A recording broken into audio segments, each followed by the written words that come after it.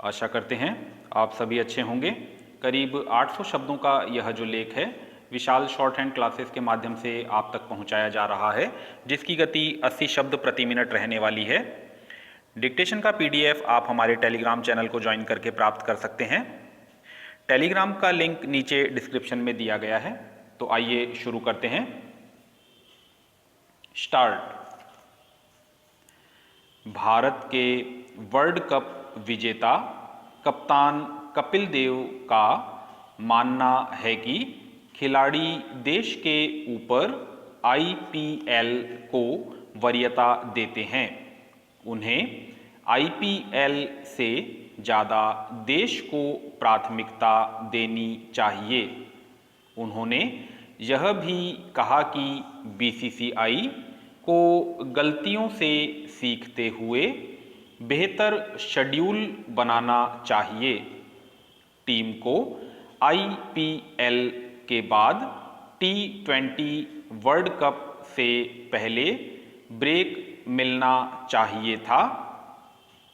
कपिल देव ने कहा, अगर खिलाड़ी ही देश के लिए खेलने की बजाय आईपीएल को तवज्जो देते हैं तो हम क्या कह सकते हैं। खिलाड़ियों को देश के लिए खेलने पर गर्व होना चाहिए। मुझे उनकी आर्थिक स्थिति के बारे में नहीं पता, इसलिए ज़्यादा कुछ नहीं कह सकता। 62 साल के कपिल ने कहा, मुझे लगता है कि खिलाड़ियों की प्राथमिकता पहले देश की टीम और फिर फ्रेंचाइजी टीम होनी चाहिए। मैं यह नहीं कह रहा हूं कि आईपीएल न खेलें, लेकिन बीसीसीआई को शेड्यूल को सही तरीके से प्लान करना होगा।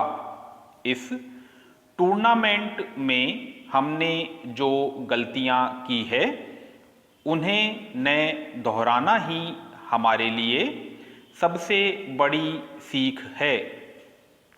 बीसीसीआई को अब भविष्य की टीम तैयार करने की प्लानिंग करनी चाहिए। पैरा। सुनील गावस्कर का मानना है कि पाकिस्तान और न्यूजीलैंड के खिलाफ एक ही वजह से हार का सामना करना पड़ा और वह है रन नहीं बना पाना। खिलाड़ियों ने दोनों मैचों में रन नहीं बनाए और इसके अलावा हार की कोई और वजह नहीं ही थी। अब टीम को पावर प्ले में खेलने की अप्रोच को बदलना होगा।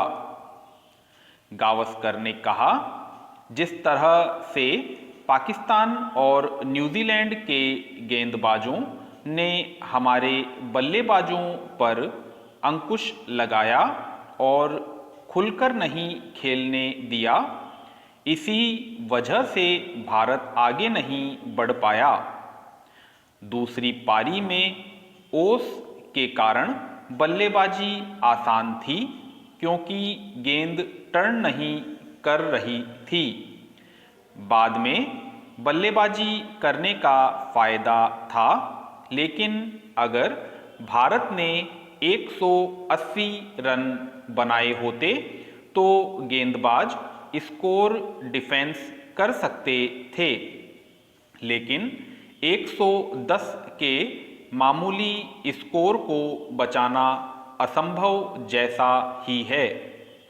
ऐसे स्कोर में ओस मायने नहीं रखती। भारत ने रन नहीं बनाए, यही अहम कारण है और कुछ नहीं। पैरा। त्योहारों की थकान तारी है। अब आप कहेंगे कि हमने कौन सी धूप में मेहनत करनी है जो ऐसी थकान की चर्चा कर रहे हैं। लेकिन क्या बताएं, साहब, जहन की थकान भी शरीर की थकान से कम नहीं होती, अन्यथा कई बार तो ज़्यादा होती है। तो थोड़े थके हुए से, और मुंबईया भाषा में कहें तो थोड़े पके हुए से, हम बैठे बैठे अलसा रहे थे कि हमारी ज़हनी थकान ने अपना विशिष्ट योगदान देने वाले हमारे व्यक्तिगत पड़ोसी बाबूलाल जी शैलेश भाई कहते हुए आए और कहने लगे कि भाई साहब, आज जल्दी में हूँ, इसलिए बैठने को मत कहना। मैंने कहा, अच्छा तो फिर क्या कहूँ? वे बोले, मेरे कहने का मतलब है कि यदि बैठ गया तो फिर जल्दी वाली फीलिंग चली जाएगी, तो ऐसे ही बात कर लेते हैं। मैं सोचने लगा कि ये कैसा मनोविज्ञान है जो व्यक्ति को इस गिल्ट, थोड़ा सा गलत होने का बोध से बचा लेता है कि मैंने बैठकर समय नष्ट नहीं किया। अरे फिर खड़े खड़े ही तो बहुत देर बात कर लेगा। हमारे मोहल्ले की महिलाएं भी एक दूसरे से, भाभी जी अंदर नहीं आऊंगी, आज काम बहुत है, कहकर फिर दरवाजे पर ही सवा घंटा गप लगा लेंगी। यह मनोविज्ञान ऐसा ही है। कोई चीज़ यदि आपको नहीं खानी है या परहेज हो तो भी आप उसे खाने का कोई न कोई रास्ता ढूंढ ही लेते हैं। जैसे हमारे एक मित्र पिछले कई वर्षों से ये घोषणा किए हैं कि वे मिठाई नहीं खाते, लेकिन घर पर बनी हो तो कोई परहेज नहीं, और फिर रोज घर पर हलवा या खीर बन ही जाती है।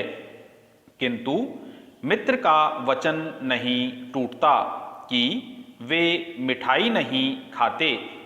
संभवतः इसके पीछे का भाव किसी चीज़ को चाहना भी है और उसे स्वीकार भी नहीं करना है कि हम उसे चाहते हैं। शायद ये झूठ ही हमारे इस अहम को तुष्ट करता है कि हमारी इच्छा शक्ति बड़ी मजबूत है। सच पूछिए तो हमारी रोज की जिंदगी में इतनी ठोकरें, इतने समझौते, इतनी मुसीबतें, इतने अवरोध, इतनी परेशानियां, इतने कठिन रास्ते, इतने सपनों के टूटने की पीड़ा, इतना संत्रास और इतनी वेदनाएं हैं कि कुछ क्षण के लिए ही सही हम स्वयं को मजबूत तो मान लेते हैं। मैं सोच ही रहा था कि बाबूलाल जी बोले, शैलेश भाई, मैंने कहा था जल्दी में हूँ और आप हैं कि इतना वक्त सोचने में लगा दिया, क्या मैं रुकूं या चलूं? और मैं मुस्कुरा दिया। संपूर्ण समाप्त। आशा है आपको यह डिक्टेशन पसंद आया होगा।